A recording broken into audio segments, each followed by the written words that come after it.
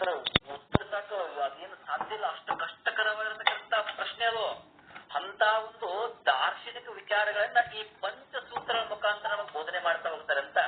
ಇವುಗಳ ಏನಪ್ಪಾ ಅಂದ್ರೆ ಇವು ಸನಾತನ ಏನು ಗುರು ಪರಂಪರೆಯಲ್ಲಿ ವೀರಶೈವ ಧರ್ಮದ ಏನು ಶಿವಾಗಮ, ಪಂಚಾಚಾರ ಒಂದು ಪಂಚೋತ್ಪತ್ತೀಕರಣ ಪ್ರಕರಣ, ಆಮೇಲೆ ವೀರಶೈವ ಸದಾಚಾರ ಸಂಗ್ರಹ ಮುಂತಾದ ಎಲ್ಲ ಗ್ರಂಥಗಳಲ್ಲಿ ದೊರೆತಾ ಇದ್ದು ಇವುಗಳನ್ನ ಒಳಗೊಂಡಿರ್ತಕ್ಕಂಥ ಈ ವೀರಶೈವ ಸನಾತನ ಧರ್ಮಕ್ಕೆ ಈ ಸಂಬಂಧಿಸಿದಂತ ಏನು ಇವು ಪಂಚಮುಖಗಳಿದಾವಲ್ಲ, ಶಿವನ ಪಂಚಮುಖಗಳು, ಆ ಶಿವನ ಪಂಚಮುಖಗಳಲ್ಲಿಂದ ಪ್ರಕಟಗೊಂಡಿರ್ತಕ್ಕಂಥ ಜಗದ್ಗುರು ಪಂಚಾಚಾರ್ಯ, ಆ ಪಂಚಾಚಾರ್ಯ ಯುಗಭೇದದ ಭಿನ್ನ ಭಿನ್ನ ನಾಮಗಳು ನಾವು ನೋಡ್ತೀವಿ. ನಾವು ಪ್ರತಿಯೊಂದು ಯುಗದಲ್ಲಿ ಕೂಡ ಈಗ ನಾವು ಈ ರೇಣುಕ, ಧಾರುಕ, ಗಂಟಾಕರಣ, ವಿಶ್ವಕರ್ಣ ಅಂತೇಳಿ ಇವ್ರು ನಾವು ದ್ವಾಪರ ಯುಗ ನೋಡ್ತೀವಿ. ಪ್ರತಿಯೊಂದು ಯುಗಕ್ಕೂ ಬೇರೆ ಬೇರೆ ಆಚಾರ ನೋಡ್ತಾ ಹೋಗ್ತೀವಿ ನಾವು.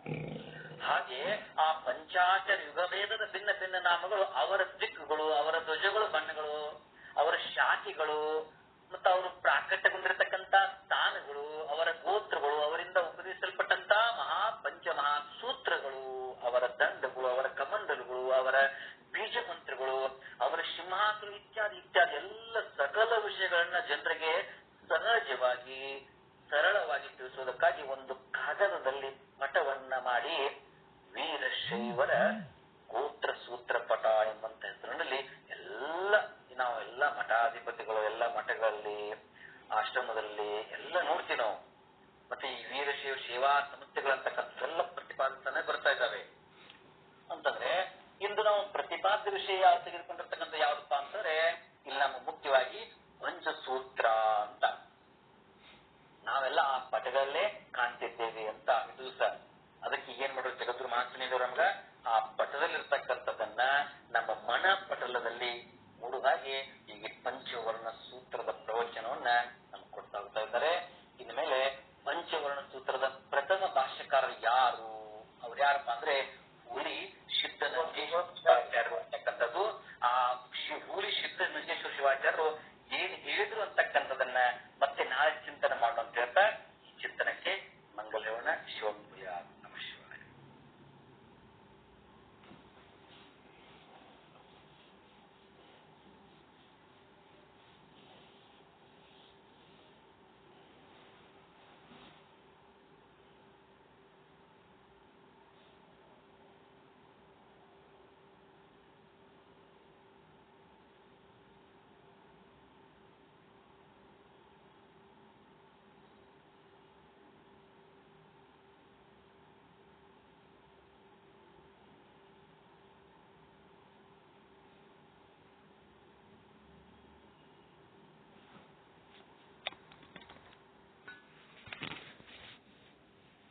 ಇದುವರೆಗೆ ವೀರಶೈವ ಪಂಚಸೂತ್ರ ಎಂಬ ಗ್ರಂಥದ ಸಾರಾಂಶವನ್ನ ಬಹಳ ಸುಂದರವಾಗಿ ವಿವರವನ್ನು ತಿಳಿಸಿಕೊಟ್ರು.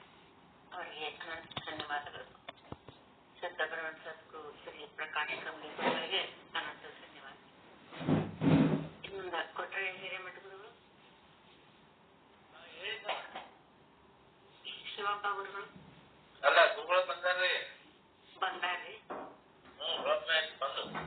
ಮತ್ ಹೇಳ್ಬೇಕಿಲ್ರಿ? ಗುರುಗಳು ಬಂದ ಕೇಳ್ತಿಲ್ಲ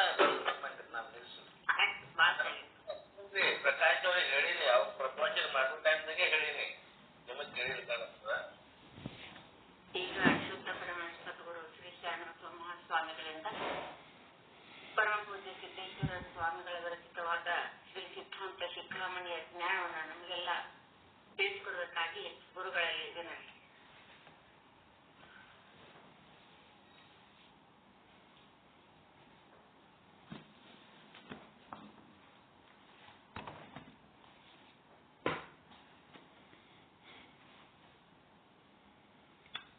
ಓಂ ಸದ್ಗುರು ಶ್ರೀ ಶುದ್ಧ ಬ್ರಹ್ಮಣೇ ನಮಃ.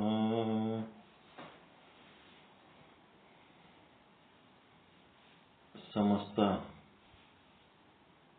ಶುದ್ಧ ಬ್ರಹ್ಮ ಸ್ವರೂಪದಲ್ಲಿ ಅನಂತ ಪ್ರಣಾಮಗಳು. ಈ ಪಂಚಸೂತ್ರಾಣಿ ಒಳಗ ಎಷ್ಟು ಅಧ್ಯಾಯಗಳದವ್ರಿ ಕಂಬಿ ಗುರುಗಳೇ?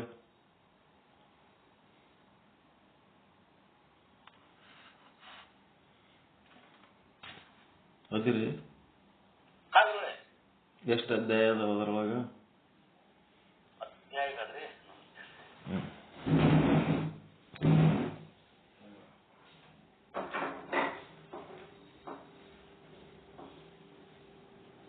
ಇದರಲ್ಲಿ ಪ್ರವಚನ ಪ್ರಯೋದರ್ಶನ ಸರ್ಗದ ಬರ್ತಾವ್ರಿ ಸರ್ಗಗಳು ಅಧ್ಯಾಯ ಅಂತ ಹೇಳ್ತಾರೆ. ಇಲ್ಲಿ ನಾವು ಸರ್ಗಗಳು ಅಂತ ಹೇಳ್ತಾರೆ. ಇವು ಎಷ್ಟಪ್ಪ ಅಂತಂದ್ರೆ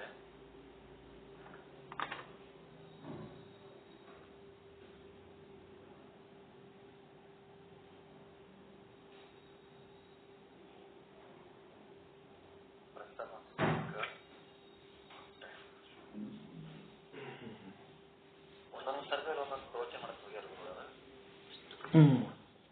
ಎಷ್ಟವರೆ ಅಧ್ಯಾಯ?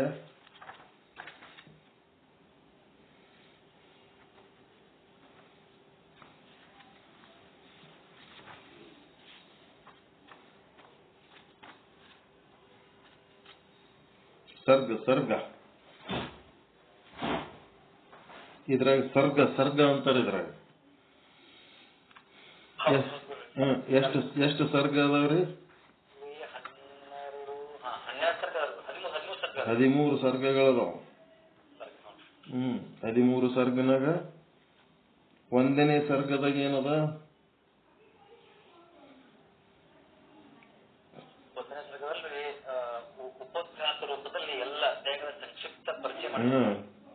ಎಲ್ಲ ಅಧ್ಯಾಯಗಳ ಸಂಕ್ಷಿಪ್ತ ಪರಿಚಯ ಉಪೋದ್ಘಾತದೊಳಗೆ. ಎರಡನೇದ್ರೊಳಗ ಕೃತಯುಗದ ಪರಿಚಯ,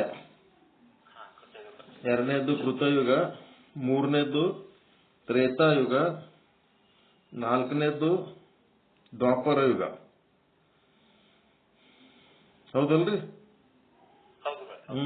ಈ ವೀರಶೈವ ಧರ್ಮ ನಡೆದು ಬಂದ ದಾರಿ ಯಾವ ರೀತಿ ನಡೆದು ಬಂತು ಅಂತೇಳಿ ಎರಡನೇ ಸರ್ಗದೊಳಗ ಕೃತಯುಗದಲ್ಲಿ ಆ ಪಂಚಾಚಾರ್ಯರ ಹೆಸರುಗಳು ಏನೇನಿದ್ದು, ಅವ್ರು ಏನೇನು ಲೀಲೆಗಳು ಮಾಡಿದ್ರು, ತ್ರೇತಾಯುಗದೊಳಗೆ ಯಾವ ಲೀಲೆಗಳು ಮಾಡಿದ್ರು, ದ್ವಾಪರ ಯುಗದಾಗ ಏನು ಲೀಲೆಗಳು ಮಾಡಿದ್ರು, ಮತ್ತೆ ಮುಂದೇನ್ ಮಾಡಿದ್ರು. 5ನೇ ಸರ್ಗದೊಳಗ ಇವರೇನ್ ಈ 4ನೇ ಸರ್ಗದೊಳಗೆ ಏನಾಗ್ತದ, ದ್ವಾಪರ ಯುಗದಲ್ಲಿ ಈ ರೇಣುಕ, ಮತ್ತೆ 5ನೇ ಸರ್ಗದೊಳಗ ದಾರುಕ, 6ನೇ ಸರ್ಗದೊಳಗ ಘಂಟಾಕರ್ಣ, 7ನೇ ಸರ್ಗದೊಳಗ ಧೇನುಕರ್ಣ, 8ನೇ ಸರ್ಗದೊಳಗ ವಿಶ್ವಕರ್ಣ. ಈ 4ನೇ ಸರ್ಗದಿಂದ ಏನ್ ಮಾಡ್ಯಾರ ಅವರು? ದ್ವಾಪರ ಯುಗದ ಗುರುಗಳ ಒಂದು ಲೀಲೆಯನ್ನ 5 ಮಂದಿಗೆ 5 ಸರ್ಗಗಳು ಸಪ್ರೇಟ್ ಮಾಡಿ ತೋರಿಸ್ಯಾರ ಅವ್ರು. ಮಾಡಿ ಮತ್ತೆ ಮುಂದೆ 9ನೇ ಸರ್ಗದಾಗ ಏನ್ ಮಾಡ್ಯಾರ? ಕಲಿಯುಗ. ಈ ಕಲಿಯುಗದಾಗ ಏನೇನ್ ಮಾಡಿದ್ರು ಅಂತ ಹೇಳಿ. ಮತ್ತೆ 10ನೇ ಸರ್ಗದೊಳಗ ಉಜ್ಜಯಿನಿ ಮಹಿಮೆ, 9ನೇ ಸರ್ಗದೊಳಗ ರಂಭಾಪುರಿ ಪೀಠದ್ದು, ಆಮೇಲೆ 10ನೇದ್ದು ಉಜ್ಜಯಿನಿ, 11ನೇದ್ರಾಗ ಕೇದಾರ, 12ನೇದ್ರಾಗ ಶ್ರೀಶೈಲ, 13ನೇದ್ರಾಗ ಕಾಶಿಪೀಠ. 5 ಸರ್ಗಗಳನ್ನ 5 ಪೀಠಗಳ ಮಹಿಮೆ 9ರಿಂದ 13 ತನಕ, 9, 10, 11, 12, 13 ಇವೇನ್ ಮಾಡ್ಯಾರ? 5 ಪೀಠಗಳ ಮಹಿಮೆ ಹೇಳ್ಯಾರ. ಕ್ಷೇತ್ರ ಪೀಠಗಳು. ಮತ್ತ 4ನೇ ಸರ್ಗಲಿಂತ 8ನೇ ಸರ್ಗದ ತನಕ 5 ಏನ್ ಮಾಡ್ಯಾರ? ಈ ದ್ವಾಪರ ಯುಗದಲ್ಲಿರುವಂತ ಪಂಚಾಚಾರ್ಯರ ಬಗ್ಗೆ, ರೇಣುಕ, ದಾರುಕ, ಘಂಟಾಕರ್ಣ, ಧೇನುಕರ್ಣ, ವಿಶ್ವಕರ್ಣರ ಬಗ್ಗೆ ಹೇಳ್ಯಾರ. 3ನೇ ಸರ್ಗದಾಗ ಏನ್ ಮಾಡ್ಯಾರ? ತ್ರೇತಾಯುಗದ ಬಗ್ಗೆ, ತ್ರೇತಾಯುಗದ ಪಂಚಾಚಾರ್ಯರು ಯಾರ್ಯಾರಿದ್ರು, ಅವ್ರ ಹೆಸರುಗಳು ಏನಿದ್ದು. 2ನೇ ಸರ್ಗದೊಳಗ ಕೃತಯುಗದ ಪರಿಚಯ. 1ನೇ ಸರ್ಗದೊಳಗ ಎಲ್ಲ 13 ಅಧ್ಯಾಯಗಳ ಸಂಕ್ಷಿಪ್ತ ಪರಿಚಯ. ಈ ರೀತಿ ಮಾಡಿ ಇಲ್ಲಿ ಏನ್ ಮಾಡ್ಯಾರ? ಸಿದ್ಧಾಂತ ಶಿಖಾಮಣಿ ಮುಟ್ಟಿದ ಕೂಡ್ಲೇನೆ ಒಂದಿಷ್ಟು ಜನ ಕುಹಕಿಗಳು, ಅವ್ರೇನ್ ತಿಳ್ಕೊಬೇಕನ್ನೋರು ಅಲ್ಲ, ತಿಳಿದವರು ಅಲ್ಲ. ತಮಗೆ ಗೊತ್ತಿಲ್ಲ, ಇನ್ನೊಬ್ಬರ ಬಗ್ಗೆ ಟೀಕೆ ಮಾಡ್ಕೋತ ಅಡ್ಡಾಡಂತವ್ರು ಏನ್ ಪ್ರಶ್ನೆ ಕೇಳ್ತಿದ್ರಂದ್ರ, ನಿಮ್ಮ ರೇಣುಕರು ಯಾವ ಕಾಲದವ್ರದಾರ್ರಿ, ನಿಮ್ಮ ರೇಣುಕರು ಯಾವ ಕಾಲದವ್ರ. ನಮ್ಗ ರೇಣುಕರು ಯಾವ ಕಾಲದವ್ರು ಯಾಕಿರ್ಲಕ್ಕ, ಯಾಕಂದ್ರ ಯಾರು ಕಾಲಾಧೀನ ಇರ್ತಾರ ಅವ್ರೆಲ್ಲರಿಗೆ ಕಾಲನೇ ಬೇಕಾಗಿರ್ತವ. ನಮ್ಗೇನ್ ಬೇಕಾಗ್ಯದ, ಕಾಲಾತೀತರ ನಾವು. ನಮ್ಗೇನ್ ಬೇಕು, ಯಾರು ಏನ್ ತತ್ವ ಹೇಳ್ಯಾರ ಅದು ನೋಡೋರು ನಾವು. ಆತ್ಮ ಪರಮಾತ್ಮರ ಸ್ವರೂಪದ ಬಗ್ಗೆ ಯಾರೇನ್ ಹೇಳ್ಯಾರ ಅದು ಮುಖ್ಯ. ಅವ್ರ ಕಾಲ ತಗೊಂಡು ನಮ್ಗೆ ಏನ್ ಮಾಡಬಹುದು, ಅದಕ್ಕೆ ನಾವು ಆ ಕಾಲದ ಬಗ್ಗೆ ತಲೆ ಕೆಡಿಸ್ಕೊಳಕ್ ಹೋಗಿಲ್ಲ. ಆದ್ರೂ ಕೆಲವೊಬ್ಬರು ಪ್ರಶ್ನೆ ಕೇಳ್ತಿದ್ರು, ತಿಳಿದಟ್ಟು ಹೇಳ್ತಿದ್ದೆವು. ಮೊದಲೇನಿತ್ತು, ರೇಣುಕ ವಿಜಯ ಅಂತೇಳಿ ಒಂದು ಬುಕ್ ಬರೆದಿದ್ರು. ಆ ಕೃತಯುಗದಾಗ ಇದ್ದವ್ರಿಗೂ ರೇಣುಕರೇ ಅಂದಾರ, ತ್ರೇತಾಯುಗದೊಳಗ ಇದ್ದಂತ ಗುರುಗಳಿಗೆ ರೇಣುಕರೇ ಅಂತ ಶಬ್ದ ಬಳಸ್ಯಾರ, ದ್ವಾಪರ ಯುಗದವರಿಗೆ ರೇಣುಕ ಅಂತೇಳಿ ಶಬ್ದ ಬಳಸ್ಯಾರ. ಎಲ್ಲಾ ಕಾಲದಲ್ಲಿರೋರಿಗೆ ಒಂದೇ ಶಬ್ದ ಬಳಸಿ ರೇಣುಕ ವಿಜಯ ಅಂತೇಳಿ ಅದು ಬುಕ್ ಬರೆದದ್ದಕ್ಕೆ ಏನಾಯ್ತು, ಇಷ್ಟೊಂದು ಒಂದು ಯುಗದಿಂದ ಇನ್ನೊಂದು ಯುಗದೊಳಗೆ ಒಬ್ಬರೇ ರೇಣುಕರು ಹೆಂಗಿರ್ಲಿಕ್ಕೆ ಸಾಧ್ಯ ಅದ ಅಂತೇಳಿ ನಾವು ಸೈಡ್ಗೆ ಇಟ್ಬಿಟ್ಟಿದ್ದೆವು. ಮುಂದೆ ಪೂರ್ವಾಚಾರ್ಯ ಧರ್ಮದರ್ಶನ ಭಾಗ 1, 2, 3 ಬಂದ ಮೇಲೆ ಅವರು ಸ್ಪಷ್ಟೀಕರಣ ಮಾಡಿದರು. ಇದು ಒಬ್ಬರೇ ರೇಣುಕರ ಹೆಸರಲ್ಲದು, ಬೇರೆ ಬೇರೆ ರೇವಣ ಸಿದ್ಧರು ಹಿಂಗೆಲ್ಲ ಬೇರೆ ಬೇರೆ ಹೆಸರುಗಳು ಇದ್ದವ್ರಿಗೆಲ್ಲ ಇವರು ರೇಣುಕರ ಅಂತೇಳಿ ಬರೆದೋದಕ್ಕೆ ಹಿಂಗಾಗ್ಯದ ಅಂತೇಳಿ ಅವರು ಸ್ಪಷ್ಟೀಕರಣ ಮಾಡಿದ್ದಕ್ಕೆ ಅಲ್ಲಿ ಸಮಾಧಾನ ಆಯ್ತು. ಈಗೇನಪ್ಪ ಅಂತಂದ್ರ, ನಾವು ಅಲ್ಲಿ ಇಲ್ಲಿ ಓದಿ ಕಷ್ಟಪಟ್ಟು ಹೈರಾಣಾಗಿ ಆ ವೀರಶೈವ ಧರ್ಮದ ಇತಿಹಾಸದ ಬಗ್ಗೆ ನಾವು ಏನು ತಲೆ ಕೆಡಿಸಿಕೊಳ್ಳಾರ್ದಂಗ ಕಂಪ್ಲೀಟ್ ಧರ್ಮದ ಇತಿಹಾಸದ ಬಗ್ಗೆ ಒಂದು ಬುಕ್ ಬರೆದು ಇಟ್ಬಿಟ್ಟಾರ. ಒಳ್ಳೆ ಕನ್ನಡಿ ಇದ್ದಂಗದ. ಎಲ್ಲಾ ಯುಗದಲ್ಲಿ ಯಾವ ಕಾಲದವರು ಅಂತಂದ್ರೆ ಈಗ ಧೈರ್ಯವಾಗಿ ಹೇಳಕ್ ಬರ್ತದೆ. ಈ ಗ್ರಂಥ ನಮ್ಮ ಕೈಯಾಗಿ ಇದ್ದದ್ದಕ್ಕ ನಿಮ್ಮ ರೇಣುಕರು ಯಾವ ಕಾಲದವ್ರು ಅಂದ್ರೆ ಏನ್ ಹೇಳ್ತೀರಿ, ಎಲ್ಲ ಕಾಲದವ್ರ. ರೇಣುಕರು ಎಲ್ಲ ಕಾಲದವ್ರದಾರ. ಎಲ್ಲಾ ಯುಗದೊಳಗೂ ಶಿವನ ಪಂಚಮುಖಗಳಿಂದ ಉದಯವಾಗಿ ಪಂಚಲಿಂಗಗಳಿಂದ ಅವತರಿಸಿ ಬಂದು ಅವರು ಜಗತ್ತನ್ನು ಉದ್ಧಾರ ಮಾಡಿದ್ದು ಎಲ್ಲ ಕಾಲದಲ್ಲಿ ಮಾಡ್ಯಾರ. ಅವರು 4 ಯುಗಗಳಲ್ಲಿ ಮಾಡ್ಯಾರ. ಈ ರೀತಿಯಾಗಿ ಹೇಳುವಂತ ಧೈರ್ಯ ಬರುವ ಹಾಗೆ ನಮಗ ಆ ಒಂದು ಗ್ರಂಥವನ್ನ ಕಾಶಿ ಜಗದ್ಗುರುಗಳು ಸ್ವಂತ ಎಷ್ಟು ಸಾವಿರ ಶ್ಲೋಕ ಬರೆದಾರ. ಅಷ್ಟು ಶ್ಲೋಕಗಳು ಸ್ವಂತ ಬರೆದು ವಿಶ್ಲೇಷಣೆ ಮಾಡಿ ನಮ್ಗೆಲ್ಲ ಕೊಟ್ಟಾರ. ಅದೇನು ಸಣ್ಣ ಕೆಲಸ ಅಲ್ಲ, ಭಾರಿ ದೊಡ್ಡ ಕೆಲಸ ಆಗ್ಯದ. ಅವ್ರು ಯಾವಾಗನೂ ಹೊರಗೆ ಭಕ್ತರ ಉದ್ಧಾರಕ್ಕೆ ಅಡ್ಡಾಡೋರು 2618 ಶ್ಲೋಕಗಳು ಇದ್ರೊಳಗಿರೋ. ಇಷ್ಟೊಂದು ಶ್ಲೋಕಗಳು ಕುಂತು ಬರ್ದಾರ. ಯಾವಾಗ ಬರ್ದಾರು, ಹೆಂಗ್ ಬರ್ದಾರು, ಒಟ್ಟ ಕಂಪ್ಲೀಟ್ ಈ ವೀರಶೈವ ಧರ್ಮದ ಇತಿಹಾಸವನ್ನ ಇದ್ರೊಳಗೆ ಇಳಿಸ್ಯಾರ. ಅಲ್ಲಲ್ಲಿ ಧರ್ಮ ತತ್ವಗಳು, ವಿಚಾರಗಳು ಏನೇನು ಹೇಳ್ಬೇಕು ಎಲ್ಲ ಹೇಳ್ಕೊಂಡು ಬಂದಾರ. ಪ್ರತಿಯೊಬ್ರು ಈ ಗ್ರಂಥವನ್ನ ತರಿಸ್ಕೊಂಡ್ರಿ ಅಂತಂದ್ರೆ ನಿಮಗ ನಮ್ಮ ಈ ಅಷ್ಟಾವರಣ ಪಂಚಾಚಾರ ಶತಸ್ಥಲಗಳು ಹಿಡ್ಕೊಂಡು ನಾವು ಧರ್ಮ ಏನ್ ಮಾಡ್ಲಕತ್ತೀವಿ, ಸಾಧನೆ, ಶಿವಯೋಗ ಸಾಧನೆ ಮಾಡ್ಲಕತ್ತೀವಿ, ಇದು ಎಷ್ಟು ಪುರಾತನ ಅದ, ಇದೆಷ್ಟು ಅಧಿಕೃತ ಅದ ಅನ್ನಂತ ವಿಚಾರ ಗೊತ್ತಾಗ್ತದೆ. ಗ್ರಂಥ ಯಾರೇ ತರ್ಕ ಮಾಡೋರಿಗೆ ಉತ್ತರ ಕೊಡ್ಲಕ್ಕ ಬೇಕಾದಷ್ಟು ಶಕ್ತಿ ಕೊಟ್ಟಾರ ಇದ್ರೊಳಗೆ. ನಾ ಹೇಳಕತ್ತದ ಬರೋಬರ ಅದ ಹೆಂಗದ ರೀ ಕಂಬಿ ಪ್ರಕಾಶ್ ಅವರೇ? ನನಗನ್ಸಿದ್ ನಾ ಹೇಳಕತ್ತೀನಿ. ಬುಕ್ ಬಂದು 2 ದಿವಸ ಆಯ್ತು.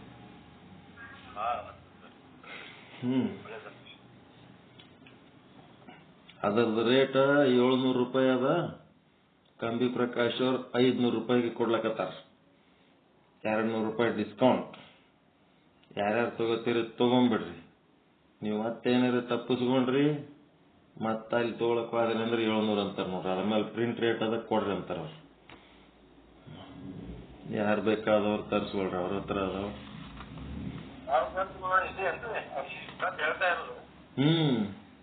ಈಗ ನಿಮ್ಗೆ ಅದು ಬುಕ್ ತೋರಿಸ್ತೀನಿ ನೋಡ್ರಿ. ಪಂಚಸೂತ್ರೀಯಂ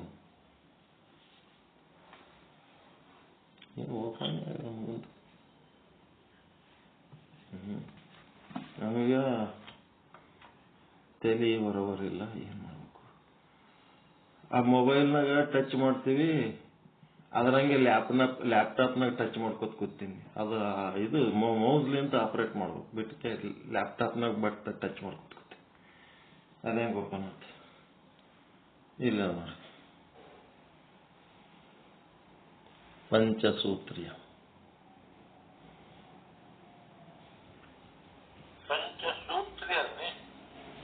ಪಂಚಸೂತ್ರೀಯ ಪ್ರವಚನ.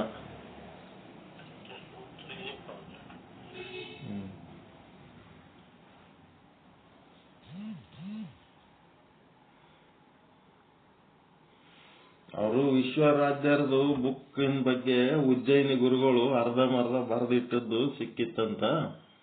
ಇದ್ರದ್ದು ಇನ್ನು ಉಳಿದ ಪೋರ್ಷನ್ ಏನಾರ ಇದ್ರ ಕೊಡ್ರಿ ಅಂತೇಳಿ ಅವ್ರು ಉಜ್ಜಯಿನಿ ಗುರುಗಳ ಬಲ್ಲಿ ಆದಾಗ, ಬರೀ ನಿಮ್ಮ ವಿಶ್ವರಾಧ್ಯರದು ಒಂದೇ ಕಾಶಿ ಪೀಠದ ಬರ್ಕೋತ್ ಕುಂದಿರ್ಬೇಡ್ರಿ, 5 ಪೀಠಕ್ಕೆ ಸಂಬಂಧಪಟ್ಟಂತ ಇತಿಹಾಸವನ್ನ ಬರೀರಿ ಅಂತೇಳಿ ಆಜ್ಞೆ ಮಾಡಿದ್ದಕ್ಕ ಇವ್ರು 5 ಪೀಠಕ್ಕೆ ಸಂಬಂಧಪಟ್ಟಂತ ಎಲ್ಲಾ ಸಾಹಿತ್ಯ ಎಲ್ಲಾ ಇತಿಹಾಸವನ್ನ ಒಂದರಾಗ ಬರೆದು ಸಶಕ್ತ ಮಾಡಿಬಿಟ್ಟಾರ. ಆ ಒಂದು ಸಮಾಜದ ಜನರಿಗೆ ಒಂದು ಶಕ್ತಿ ಕೊಟ್ಟಾರ, ಕುಂತು ಓದಿ ಅರ್ಥ ಮಾಡ್ಕೋಬೇಕಷ್ಟೆ. ಇತಿಹಾಸ ಐತಿಹಾಸಿಕವಾಗಿ ಎಷ್ಟು ನಾವು ಸಮರ್ಥರು ಅನ್ನೋದು ಈ ಒಂದು ಗ್ರಂಥದಿಂದ ತಿಳಿತು. ಈಗ ಹೇಳ್ತಾ ಇರೋದು ಸಿದ್ಧಾಂತ ಶಿಖಾಮಣಿ. ಈ ಸಿದ್ಧಾಂತ ಶಿಖಾಮಣಿ ಪರಮ ಪೂಜ್ಯ ಮಲ್ಲಿಕಾರ್ಜುನ ಶಿವಯೋಗಿಗಳ ಪ್ರವಚನ.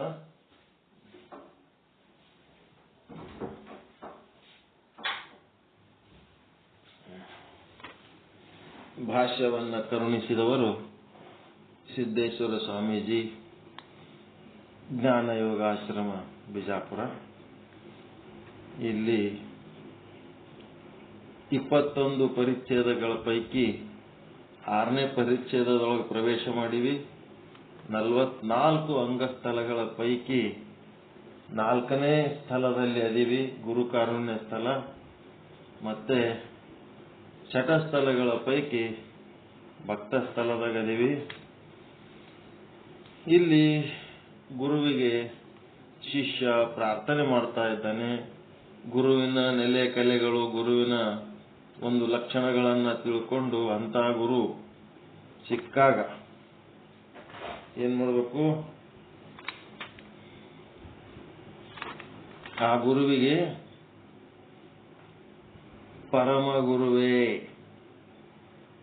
ತಾವು ಶಿವಜ್ಞಾನದ ನಿತಾಂತ ಸಾಗರರು, ಪವಿತ್ರತೆಯ ಪ್ರತಿಮೂರ್ತಿ, ತಮ್ಮ ಹೃದಯದಲ್ಲಿ ಕರುಣಾಮೃತ ತುಂಬಿದೆ. ಗುರುವರ್ಯರೇ, ನಾನು ಭವರೋಗಿ, ಬಳಲುತ್ತಿದ್ದೇನೆ. ತಮ್ಮ ಪದ ಚರಣಗಳಲ್ಲಿ ಶರಣಾಗತನಾದ ನನ್ನನ್ನು ರಕ್ಷಿಸಿರಿ ಅಂತೇಳಿ ಏನ್ ಮಾಡ್ಲಕತ್ತಾನ? ಪ್ರಾರ್ಥನೆ ಮಾಡ್ಕೊತಾನೆ ಗುರುವಿಗೆ. ಆವಾಗ ಗುರುಗಳು ಸಂಸ್ಕಾರ ದೀಕ್ಷೆ ಕೊಡ್ತಾರೆ. ಅದಕ್ಕೆ ನಿನ್ನೆ ಏನ್ ಹೇಳಿತ್ತು? ತ್ಯಾಗಾಂಗ ಸಂಸ್ಕಾರ, ತ್ಯಾಗಾಂಗ, ಭೋಗಾಂಗ, ಯೋಗಾಂಗ. ಈ ತ್ಯಾಗಾಂಗ ಸಂಸ್ಕಾರದಾಗ ಏನ್ ಕೊಡ್ತಾರಪ್ಪ ಅಂತಂದ್ರೆ 3 ಲಿಂಗಗಳು, ಒಂದ್ ಕಡೆ 3 ಅಂಗಗಳು, ತ್ಯಾಗಾಂಗ, ಭೋಗಾಂಗ, ಯೋಗಾಂಗ. ಆ ತ್ಯಾಗಾಂಗಕ್ಕ ಇಷ್ಟಲಿಂಗ, ಭೋಗಾಂಗಕ್ಕೆ ಪ್ರಾಣಲಿಂಗ, ಯೋಗಾಂಗಕ್ಕೆ ಮಹಾಲಿಂಗ ಸಂಬಂಧ ಮಾಡ್ತಾರೆ.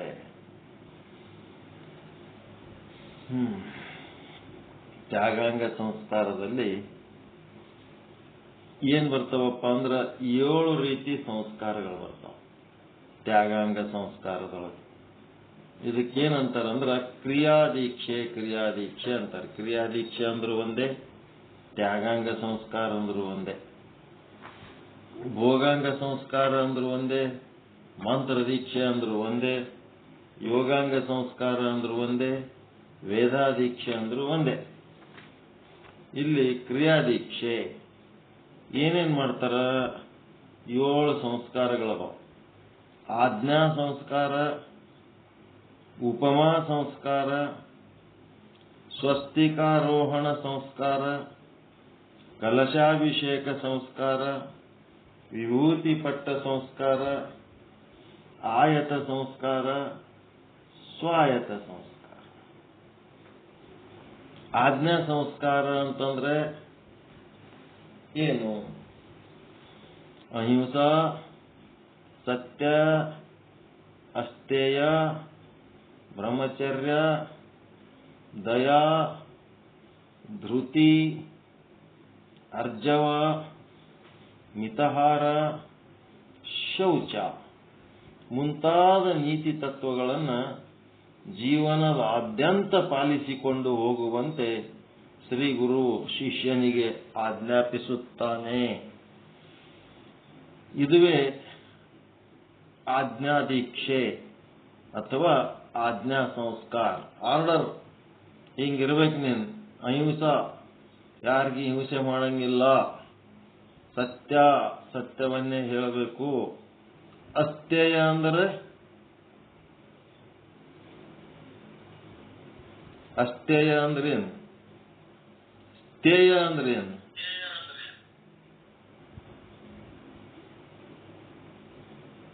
ಸ್ಥೇಯ ಅಂದ್ರೆ ಕಳು ಮಾಡೋದು, ಸ್ಥೇಯ ಅಂದ್ರೆ ಕಳತನ, ಅಸ್ಥೇಯ ಅಂದ್ರೆ ಕಳಬೇಡ. ಕಳಬೇಡ ಅಂದ್ರೆ ಒಂದೇ, ಅಸ್ಥೇಯ ಅಂದ್ರೆ ಒಂದೇ. ಅದಕ್ಕೆ ಅಸ್ಥೇಯ ಅಂದ್ರೆ ಕಳತನ ಮಾಡಬಾರ್ದು, ಸತ್ಯ ಹೇಳಬೇಕು, ಅಹಿಂಸಾವಾದಿಯಾಗಿರಬೇಕು. ಬ್ರಹ್ಮಚರ್ಯ ಅಂತಂದ್ರ ಸದಾಕಾಲ ತಾನು ಬ್ರಹ್ಮ ಅಂತ ಭಾವಿಸಿ ಎದುರಿಗಿರುವ ದೃಶ್ಯಗಳೆಲ್ಲ ಬ್ರಹ್ಮ ಸ್ವರೂಪ ಅಂತ ತಿಳ್ಕೊಳ್ಳೋದು ಬ್ರಹ್ಮಚರ್ಯ. ಮತ್ತೆ ದಯಾ, ಕಷ್ಟಜೀವಿಗಳ ಬಗ್ಗೆ ದಯಾ, ಸಮಸ್ಯೆಗಳು ಎದುರಿಸುವಂತ ಧೃತಿ, ಧೈರ್ಯ. ಅರ್ಜವ ಅಂತಂದ್ರೆ ಸರಳತೆ, ಸಿಂಪ್ಲಿಸಿಟಿ. ಮಿತಹಾರ ಅಂತಂದ್ರೆ ಕಡಿಮೆ ಊಟ ಮಾಡಬೇಕು. ಊಟ ಕಡಿಮೆ ಮಾಡಿದ್ರೆ ಸಾಯಂಗಿಲ್ಲ, ಜಾಸ್ತಿ ಮಾಡಿದ್ರೆ ಸಾಯ್ತೀವಿ. ಊಟ ಕಡಿಮೆ ಮಾಡಿದ್ರೆ ಏನಾಗಂಗಿಲ್ಲ. ಮಿತಹಾರ, ಶೌಚ, ಶುದ್ಧೀಕರಣ ಇವೆಲ್ಲ ಇರಬೇಕು. ಈ ರೀತಿ ಯಾರಲ್ಲಿ ಇರ್ತಾವ, ಇದು ಒಂದು ಧರ್ಮ ಮಾರ್ಗ. ಇದಕ್ಕೆಲ್ಲ ಧರ್ಮ ಅಂತಾರೆ. ಅಹಿಂಸಾ ಧರ್ಮ, ಹಿಂಸೆ ಇದು ಗೊತ್ತಾಗಬೇಕು ನಿಮಗ, ಅಧರ್ಮ. ಸತ್ಯ ಧರ್ಮ, ಅಸತ್ಯ ಅಧರ್ಮ. ಸ್ಥೇಯ ಅಧರ್ಮ, ಅಸ್ಥೇಯ ಧರ್ಮ.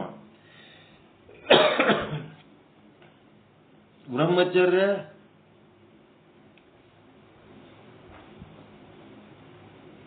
ಬ್ರಹ್ಮಚರ್ಯ ಏನು? ಧರ್ಮ. ಇದ್ರ ಅಪೋಸಿಟ್ ಏನು?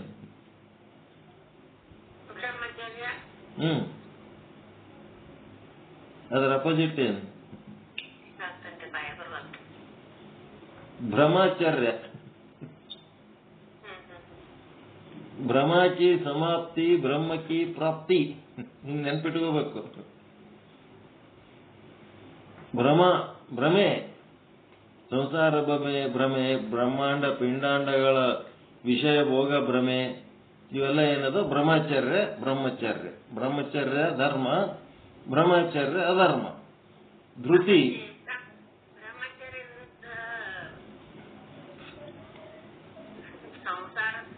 ಸಂಸಾರ ಅಂದ್ರೆ ಭ್ರಮೆನೇ ಅಲ್ಲ. ಗೃಹಸ್ಥ ಅಧರ್ಮ ಅಲ್ಲದು, ಒಂದ್ ಪದ್ಧತಿ ಮೇಲೆ ಇರೋದು. ಮತ್ತೆ ಹಾಗಿದ್ರೆ ಎಲ್ಲರೂ ಗೃಹಸ್ಥರು ಯಾಕೆ ಆಗ್ತಿದ್ರು? ಅಧರ್ಮಿಗಳಾಗಿರ್ತಿದ್ರು. ಭ್ರಮೆ. ಗೃಹಸ್ಥ ಆಗೋದು ತಪ್ಪಲ್ಲ, ಗೃಹಸ್ಥಿ ಬಗ್ಗೆ ಮೋಹ ಇಟ್ಕೊಳ್ಳೋದು ತಪ್ಪು. ಗೃಹಸ್ಥ ಆಗೋದು ತಪ್ಪಲ್ಲ, ಅದ್ರ ಬಗ್ಗೆ ಮೋಹ ಇರ್ತದಲ್ಲ ಅದು ತಪ್ಪಾತು. ನೆಕ್ಸ್ಟ್ ಏನು? ದಯಾ, ಧರ್ಮ. ದಯಾದ ಅಪೋಸಿಟ್ ಅಧರ್ಮ ಯಾವುದು? ನಿಷ್ಕರುಣೆ, ಕಠೋರತೆ, ನಿರ್ದಯ. ಧೃತಿ, ಧೈರ್ಯ, ಧರ್ಮ. ಭಯ, ಅಧರ್ಮ. ಆರ್ಜವ, ಸಿಂಪ್ಲಿಸಿಟಿ, ಸರಳವಾಗಿರೋದು. ಭಾರಿ ಕಾಸ್ಟ್ಲಿ ಬಟ್ಟೆ ಹಾಕೊಂಡ್ರೆ ಮಂದಿ ಮರ್ಯಾದೆ ಕೊಡ್ತಾರಂತೇಳಿ ಕಾಸ್ಟ್ಲಿ ಬಟ್ಟೆ ಹಾಕೊಳ್ಳೋದು. ದೊಡ್ಡ ಮನಿ ಕಟ್ಸಿದ್ರೆ ಮಂದಿ ಮರ್ಯಾದೆ ಕೊಡ್ತಾರಂತ ದೊಡ್ಡ ದೊಡ್ಡ ಮನಿ ಕಟ್ಸೋದು. ಕಾರ್ನಾಗ ಓಡಾಡಿದ್ರೆ ಮಂದಿ ಮರ್ಯಾದೆ ಕೊಡ್ತಾರಂತ ಕಾರ್ನಾಗ ಅವಶ್ಯಕತೆ ಇಲ್ಲ ಅಂದ್ರೂ ಸುಮ್ಮನೆ ಕಾರ್ ತಗೊಳ್ಳೋದು, ದೊಡ್ಡ ದೊಡ್ಡ ಗಾಡಿ ತಗೊಳ್ಳೋದು. ತಮ್ಮ ವ್ಯಕ್ತಿತ್ವ ದೊಡ್ಡದು ಮಾಡ್ಕೊಳ್ಳೋದು ಬಿಟ್ಟು ಭೌತಿಕ ಜಗತ್ತಿನ ವಸ್ತುಗಳನ್ನು ದೊಡ್ಡ ಮಾಡ್ಕೊಂಡ್ಕೆ ದೊಡ್ಡವ್ರು ಅನ್ಸ್ಕೊಳತ್ತಾರೆ. ಆದ್ರ ಎಂದೂ ಅಂಥವ್ರಿಗೆ ದೊಡ್ಡವ್ರು ಅನ್ನಂಗಿಲ್ಲ. ಸಿಂಪಲ್ ಆಗಿರ್ಬೇಕು, ಸರಳವಾಗಿರ್ಬೇಕು. Simple living, high thinking. ಶ್ರೇಷ್ಠವಾದ ವಿಚಾರಗಳು ತಲೆ ಒಳಗಿರ್ಬೇಕು, ಸರಳವಾದ ಬದುಕಿರ್ಬೇಕು. ಅವ್ರು ದೊಡ್ಡವರಾಗ್ತಾರೆ. ಮತ್ತೆ ಮಿತಾಹಾರ,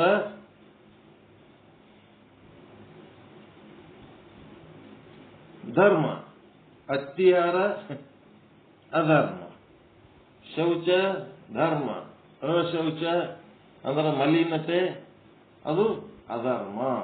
ಮುಂತಾದ ನೀತಿ ತತ್ವಗಳು. ಇದನ್ನು ಪಾಲಿಸಿಕೊಂಡು ಹೋಗ್ಬೇಕು ನೋಡಪ್ಪ, ಸದ್ಗುಣಿಯಾಗಿರ್ಬೇಕು ನೀನು ಅಂತದು ಗುರುವಿನ ಆಜ್ಞೆ. ಇದೆಂಥದ್ದು? ಆಜ್ಞಾ ಸಂಸ್ಕಾರ ಅಥವಾ ಆಜ್ಞಾ ದೀಕ್ಷೆ. ನೆಕ್ಸ್ಟ್ ಉಪಮಾ ಸಂಸ್ಕಾರ. ಉಪಮೇಯಗಳಂದ್ರೆ ದೃಷ್ಟಾಂತಗಳು. ಏನು ದೃಷ್ಟಾಂತ? ಹಲವಾರು ಉಪಮೇಯಗಳು, ದೃಷ್ಟಾಂತಗಳನ್ನು ಇತ್ತು ಗುರು ಬೋಧಿಸುತ್ತಾನೆ.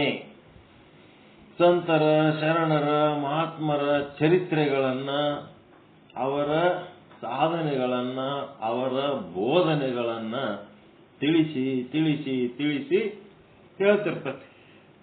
ಶಿವಶರಣರು, ಶಿವಾಚಾರ್ಯರು, ಶಿವಯೋಗಿಗಳು, ಶಿವಭಕ್ತರು, ಶಿವಾಭಿಮಾನಿಗಳು ಯಾರ್ಯಾರ ಏನೇನು ಅದಾರ, ಅವ್ರು ಏನೇನ್ ಮಾಡ್ಯಾರ ಎಲ್ಲ ಗುರು ಆದವನು ಶಿಷ್ಯನಿಗೆ ಹೇಳೋದು. ಅದು ಉಪಮಾ ಸಂಸ್ಕಾರ. ಹಲವಾರು ಉಪಮೇಯ ದೃಷ್ಟಾಂತಗಳನ್ನು ಇತ್ತು ಗುರು ಬೋಧಿಸುತ್ತಾನೆ. ಸಂತ ಮಹಾತ್ಮರ ಪವಿತ್ರ ಚರಿತ್ರೆಗಳನ್ನ ಮನಸ್ಸಿಗೆ ಬಿಂಬಿಸುವಂತೆ ಹೇಳುತ್ತಾನೆ. ಇದಕ್ಕೆ ಉಪಮಾ ಸಂಸ್ಕಾರ ಎಂದು ನಾಮ. ಇದರಿಂದ ಶಿಷ್ಯನ ಚಿತ್ತವು ನಿರ್ಮಲವಾಗುತ್ತದೆ. ನೀತಿ ಮತ್ತು ಆಧ್ಯಾತ್ಮದಲ್ಲಿ ಹೆಚ್ಚು ಪ್ರೇಮ ಮೂಡಿಕೊಳ್ಳುತ್ತದೆ.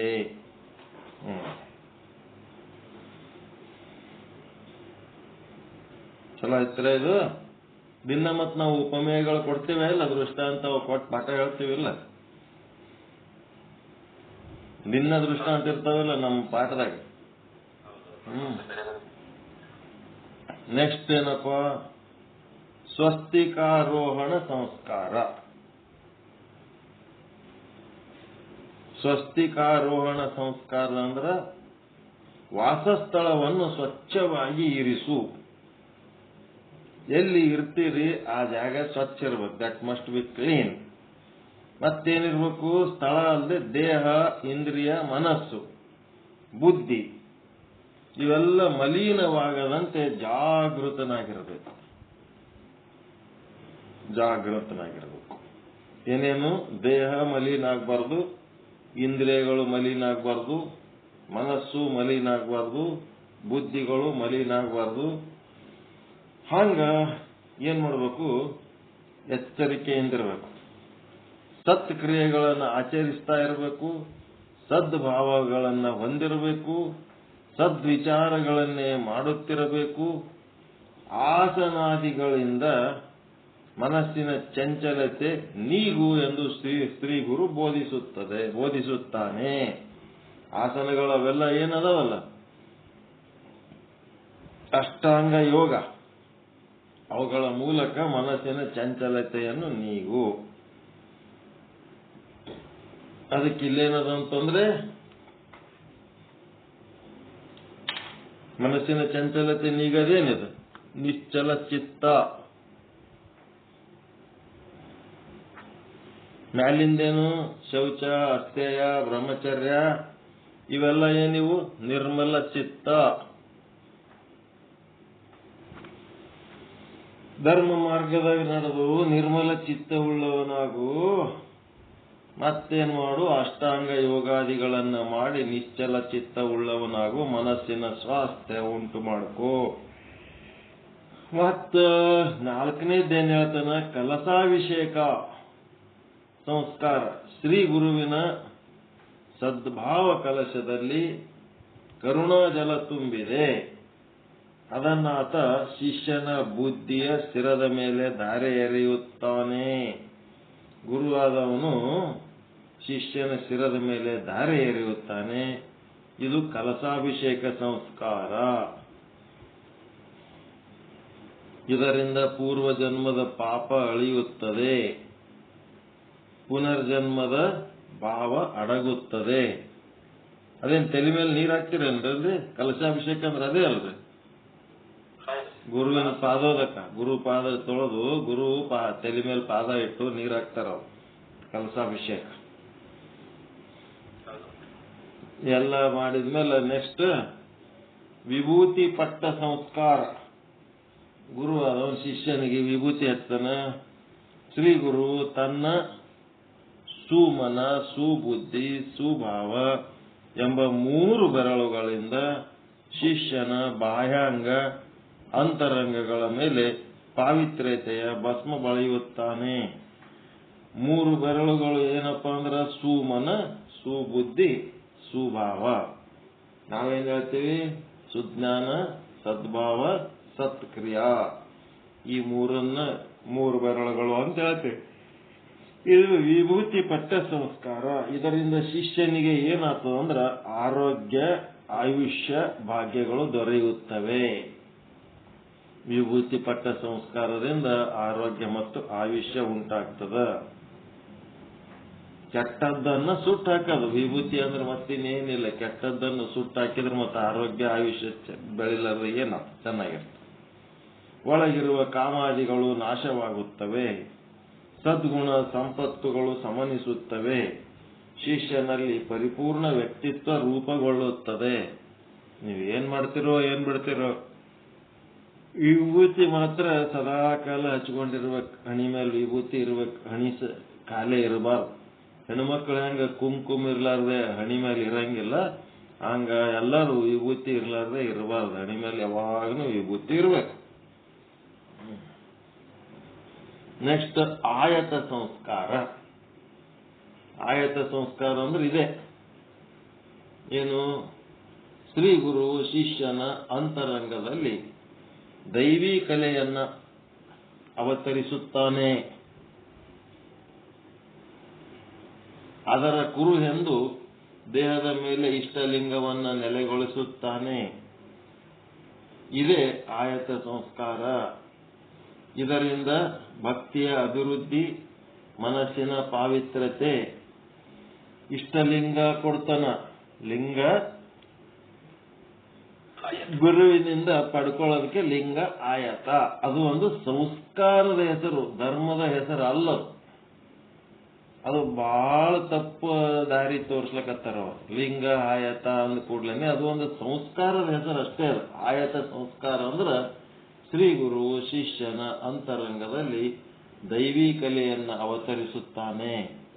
ಅಂತರಂಗದೊಳಗ ಒಬ್ಬ ಕೂಟಸ್ಥಾನ ಸಾಕ್ಷಿ ಅದನ, ಅವ ಅದನಂತೆ. ಮನಸ್ಸು ಬುದ್ಧಿಗಳು ಕೆಲಸ ಮಾಡ್ತಾವ, ಇಂದ್ರಿಯಗಳು ಕೆಲಸ ಮಾಡ್ತಾವ, ಉಸಿರಾಟ ನಡೆದದ, ಅನ್ನ ಜೀರ್ಣ ಆಗ್ತದ, ಎಲ್ಲ ಒಳಗಿರುವ ಆತ್ಮನಿಂದಲೇ ನಡೆದದ ಅಂತೇಳಿ ಶ್ರೀ ಗುರು ಆದವನ್ ಏನ್ ಮಾಡ್ತಾನ? ಶಿಷ್ಯನ ಅಂತರಂಗದಲ್ಲಿ ದೈವಿ ಕಲೆಯನ್ನು ಅವತರಿಸಿ ಆ ದೈವಿ ಕಲೆಯ ಕುರು ಅಂತೇಳಿ ದೇಹದ ಮೇಲೆ ಇಷ್ಟಲಿಂಗವನ್ನು ನೆಲೆಗೊಳಿಸುತ್ತಾನೆ. ಇದೇ ಆಯತ ಸಂಸ್ಕಾರ. ಅಂತರಂಗದೊಳಗಿರುವಂತ ದೈವಿ ಕಲೆ ಏನದಲ್ಲ ಅದೆಂಥದ್ದು?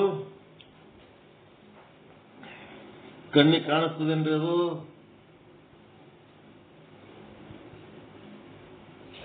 ಕಾಣಲ್ಲ, ಕೈಗೆ ಸಿಗಲ್ಲ, ಮೂಗಿಗೆ ಮೂಸಿಸ್ಕೆ ಬರಲ್ಲ, ನಾಲ್ಗೆ ರುಚಿಸ್ಲಕ್ ಬರಲ್ಲ. ಒಳಗಿರುವ ಆತ್ಮ, ಅದಕ್ಕೇನಂತಾರ? ಅದಕ್ಕೇನಾರ ಆಕಾರ ಅದೇನು ಒಳಗಿರುವ ಆತ್ಮಕ್ಕ?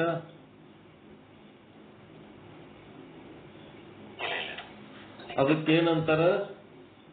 ಒಳಗಿರುವ ದೈವಿ ಕಳೆ ನಿರ್ಗುಣ ನಿರಾಕಾರ ಚೇತನ. ಅದು ನಿರ್ಗುಣ ನಿರಾಕಾರ ಚೇತನ. ಅದರೊಳಗ ನಿಮ್ಮ ಪಂಚೇಂದ್ರಿಯಗಳಿಗೆ ನಿಲ್ಕಲಾರ್ದದು ಅಂಥದ್ದು ನಿರ್ಗುಣ ನಿರಾಕಾರ ಚೇತನ. ಮತ್ತ ಅದರದೇ ಕುರುಹಾಗಿ ನಿಮ್ ಕೈ ಒಳಗೆ ಕೊಡ್ತಾನಲ್ಲ ಇಷ್ಟಲಿಂಗ, ಅದೇನು?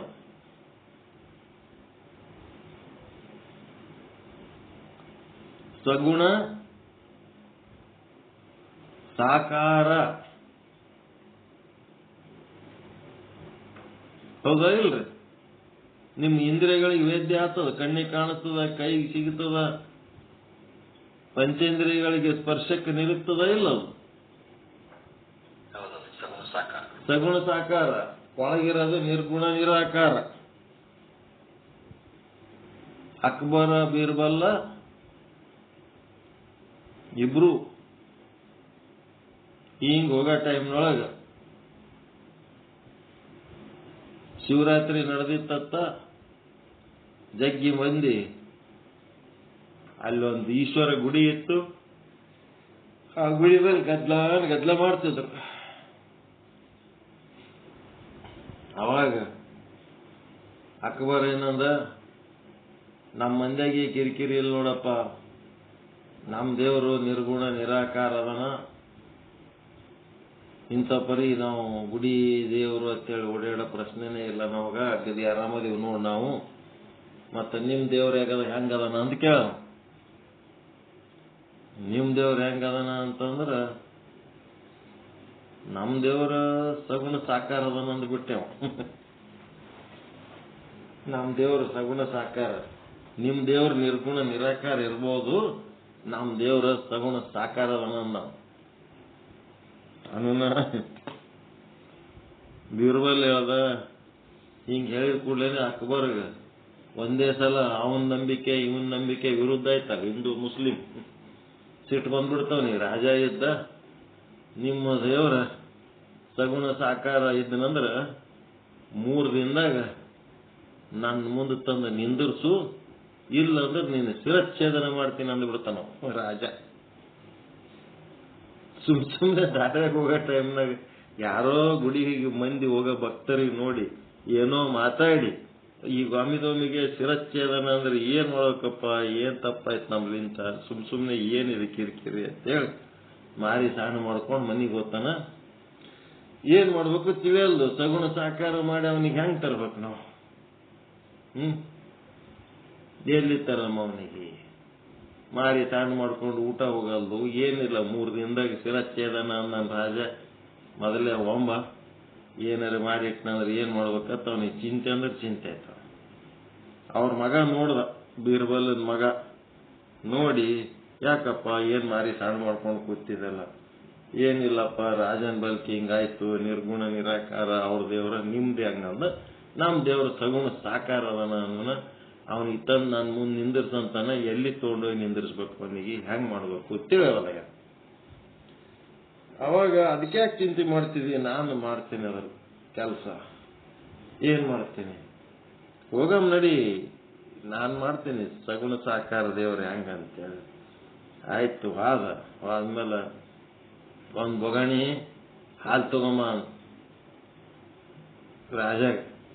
ರಾಜ ಒಂದ್ ಬೊಗಣಿ ಹಾಲು ತರಿಸಿದ ಕೂಡ್ಲೇನೆ ಈ ಹಾಲಿನ ಕಣದೊಳಗ ತುಪ್ಪ ಆದ ಇಲ್ಲ ಅಂತ ಕೇಳ್ದ. ತುಪ್ಪ ಎಲ್ಲಿ ಅದ ಅಂತ ಕೇಳ್ದ. ಹಾಲಿನೊಳಗ ಆದ. ಮತ್ತ ಹಾಲಿನೊಳಗೆ ಇದ್ರ ಮತ್ತ ತೆಗೆದು ತೋರ್ಸು. ಹಾಲಿನಾಗಿರೋನ ತುಪ್ಪ ತೆಗೆದು ತೋರ್ಸ್ಲಕ್ ಬರ್ತದೇನು? ಅದು ಕಾಸ್ಬೇಕು, ಹೆಪ್ಪಾಕ್ಬೇಕು, ಮೊಸರು ಮಜ್ಜಿಗೆ ಮಾಡಿ ಅದು ಬೆಣ್ಣೆ ಮಜ್ಜಿಗೆ ಕಡಿದ್ರೆ ಬೆಣ್ಣೆ ಬರ್ತದೆ, ಅದಕ್ಕೆ ಕಾಸಿರ ತುಪ್ಪ ಆಗ್ತದೆ. ಸುಮ್ಮ ಹಾಲಿನಾಗ ತುಪ್ಪ ಅದನ್ನು ತುಪ್ಪ ತೆಗೆದು ತೋರ್ಸ್ಲಕ್ ಬರ್ತದೇನು? ಅದಕ್ಕೆಲ್ಲ ಪ್ರೋಸೆಸ್ ಮಾಡಬೇಕಾಗ್ತದ, ಸಂಸ್ಕರಣ ಮಾಡಬೇಕಾಗ್ತದ. ಅದೇ ರೀತಿ ಪರಮಾತ್ಮ ಈ ಜಗತ್ತಿನೊಳಗೆ ಸಗುಣ ಸಾಕಾರ ಅದನ್ನಂದ ಕೂಡ್ಲೇನೆ ಸೀದಾ ತೋರ್ಸ್ಲಕ್ ಬರಲ್ಲ. ಭಕ್ತಿ, ಜ್ಞಾನ, ವೈರಾಗ್ಯ ಸಾಧನೆಗಳು ಮಾಡಿದ್ರೆ ಆ ಒಂದು ನಿರ್ಗುಣ ನಿರಾಕಾರನಾದ ಪರಮಾತ್ಮ ಸಗುಣ ಸಾಕಾರನಾಗಿ ನಮಗ ಪ್ರಾಪ್ತಿ ಆಗ್ತಾನ.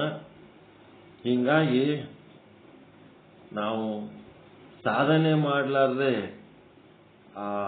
ಹ್ಯಾಂಗ ಹಾಲಿನೊಳಗಿಂದು ತುಪ್ಪ ಕಡಿಗೆ ತೆಗಿಲಕ್ ಬರಂಗಿಲ್ಲೋ ಹಂಗ ನಾವು ಭಕ್ತಿ, ಜ್ಞಾನ, ವೈರಾಗ್ಯ ವಿಷಯಗಳನ್ನ ಶ್ರೀ ಗುರುವಿನಿಂದ ಕೇಳಿ ಅದನ್ನು ಆಲಿಸಿ ಪಾಲಿಸಿದಾಗ ನಮ್ಗೇನಾಗ್ತದ? ಸಗುಣ ಸಾಕಾರ ಪರಮಾತ್ಮ ಪ್ರಾಪ್ತಿ ಆಗ್ತಾನ. ಇಲ್ಲಂದ್ರೆ ಅವನು ನಿರ್ಗುಣ ನಿರಾಕಾರವಾಗಿರ್ತಾನ ಅಂತ ಹೇಳ. ಪಂಚೇಂದ್ರಿಯಗಳಿಗೆ ವೇದ್ಯವಾಗೋದು ಸಗುಣ ಸಾಕಾರ, ಪಂಚೇಂದ್ರಿಯಗಳಿಗೆ ಅವೇದ್ಯವಾಗಿರೋದು ನಿರ್ಗುಣ ನಿರಾಕಾರ. ಒಪ್ಪುತ್ತದೆ ಮನಸ್ಸಿಗೆ ಹೇಳಿದ್ದು. ನಿಮ್ ಕೈಯಾಗಿ ಇಷ್ಟಲಿಂಗ ಇಟ್ಕೊಂಡು ಪೂಜೆ ಮಾಡೋದು ಅದು ಸಗುಣ ಸಾಕಾರ, ಅದು ಕುರುಹು. ಒಳಗ ಚೇತನ ಏನದಲ್ಲ ನಿಮ್ಮ ಅಂತರಂಗದೊಳಗ ಅದು ಏನದ? ನಿರ್ಗುಣ ನಿರಾಕಾರ ಅದ.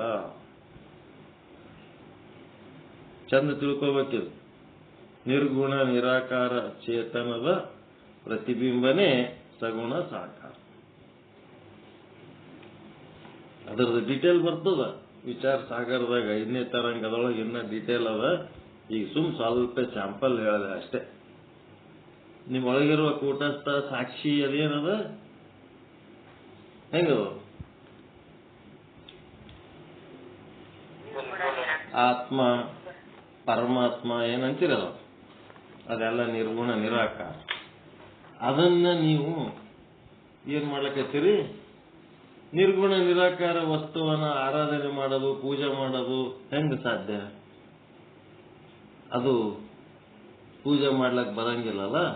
ಅದರ ಕುರು ಅಂತೇಳಿ ಅದನ್ನು ಕುರುವಿನ ರೂಪದಲ್ಲಿ ಆ ಬ್ರಹ್ಮಾಂಡದಲ್ಲಿರುವಂತ ಪರಮಾತ್ಮ ಚೈತನ್ಯದ ಕುರು ಅಂದ್ರೆ ಸ್ಥಾವರಲಿಂಗ, ಪಿಂಡಾಂಡದೊಳಗಿರುವ ಆತ್ಮಚೇತನದ ಕುರು ಅಂತಂದ್ರೆ ಇಷ್ಟಲಿಂಗ. ಆ ಇಷ್ಟಲಿಂಗ ಸ್ಥಾವರ ಲಿಂಗಗಳನ್ನು ನಾವು ಕುರುಗಳಾಗಿ ಆರಾಧಿಸಬೇಕು. ಇದಕ್ಕೇನಂತರ? ಲಿಂಗ ಆಯತ ಸಂಸ್ಕಾರ. ಇದರಿಂದ ಭಕ್ತಿಯ ಅಭಿವೃದ್ಧಿ, ಮನಸ್ಸಿನ ಪಾವಿತ್ರ್ಯತೆ. ಹೊರಗಿರುವ ಲಿಂಗ, ಗುಡಿಯಾಗಿರೋ ಲಿಂಗ ಎದರ್ದದು? ಇಡೀ ಬ್ರಹ್ಮಾಂಡದೊಳಗಿರುವ ಚೈತನ್ಯದ ಒಂದು ಕುರು. ಹೊರಗಿರುವ ಸ್ಥಾವರ ಲಿಂಗ. ಮತ್ತೆ ನಿಮ್ಮ ಅಂಗದ ಮೇಲಿರುವ ಇಷ್ಟಲಿಂಗ ಇಡೀ ಪಿಂಡಾಂಡದೊಳಗಿರುವ ಚೈತನ್ಯದ ಕುರು. ಅದು ಸಿಂಬಲ್ ಆಫ್ ಸ್ಪಿರಿಟ್. ಆತ್ಮದ ಕುರು, symbol of spirit, pervading. Pervade ಆಗೋದಂದ್ರೆ ವ್ಯಾಪ್ತವಾಗಿರೋದು. ಅಮಾಂಗ್ ದಿ ಬಾಡಿ, ಶರೀರದೊಳಗೆ ವ್ಯಾಪ್ತವಾಗಿರುವಂತ ಆತ್ಮದ ಒಂದು ಕುರು ಯಾವದಪ್ಪ ಅಂತಂದ್ರೆ ಇಷ್ಟಲಿಂಗ.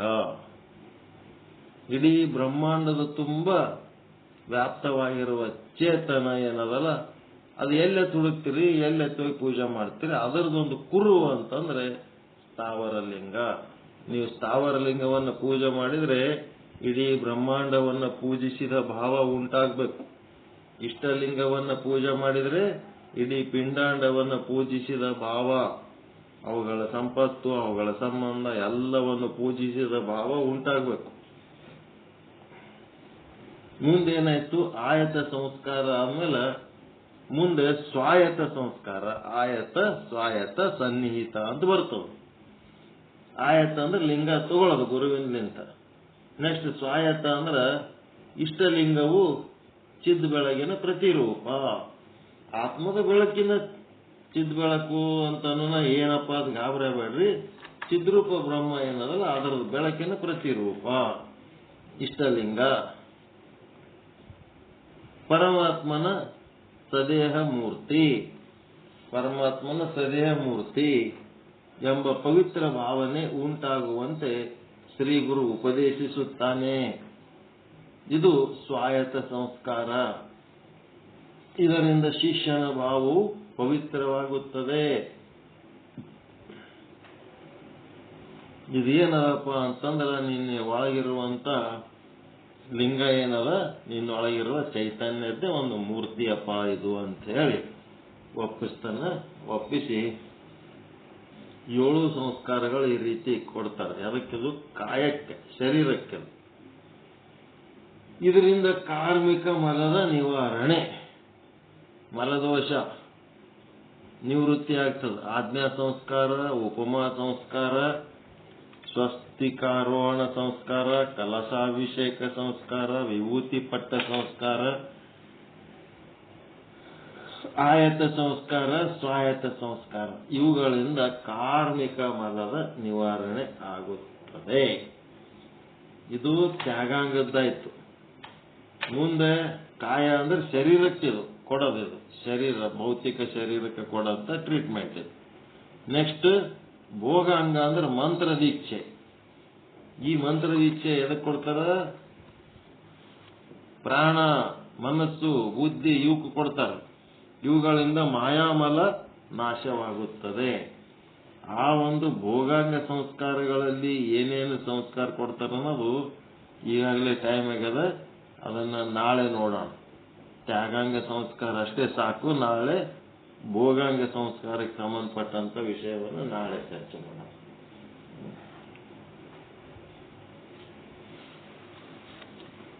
ಪರಮಾನಂದ ಪ್ರಾಪ್ತಿ ಭವ, ಸರ್ವ ದುಃಖ ನಿವೃತ್ತಿ ಭವ, ಇಷ್ಟಾರ್ಥ ಸಿದ್ಧಿರಸ್ತು, ಯಶಸ್ವಿ ಭವ, ಯಶಸ್ವಿ ಭವ. ಜೈ ಶುದ್ಧ ಬ್ರಹ್ಮ, ಜೈ ಜೈ ಶುದ್ಧ ಬ್ರಹ್ಮ. ಓಂ ಶಾಂತಿ ಶಾಂತಿ ಶಾಂತಿ. ಎಲ್ಲರಿಗೂ ಶರಣ ಶರಣಾರ್ಥಿ. ಎಲ್ಲರಿಗೂ ಶರಣ ಶರಣ. ಯಾರೇನ್ರ ಮಾತಾಡ್ತಿದ್ರೆ ಮಾತಾಡ್ಬೋದು. ಯಾರಿಲ್ಲ ಅಂತಂದ್ರೆ ಸಂಕ್ಷಿಪ್ತ ಮಂಗಳಾರತಿ ಮಾಡಿ ಪಾಠ ಮುಗಿಸ್ರಿ. ಏನ್ ಮಾಡ್ತೀರಿ?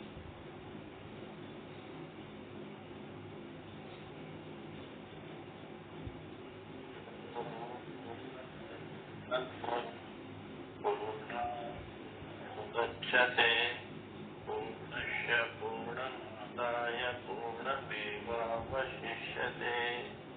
ಓಂ ಶಾಂತಿ.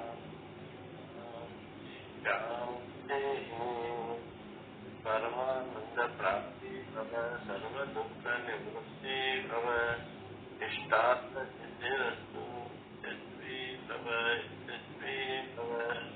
ಓಂ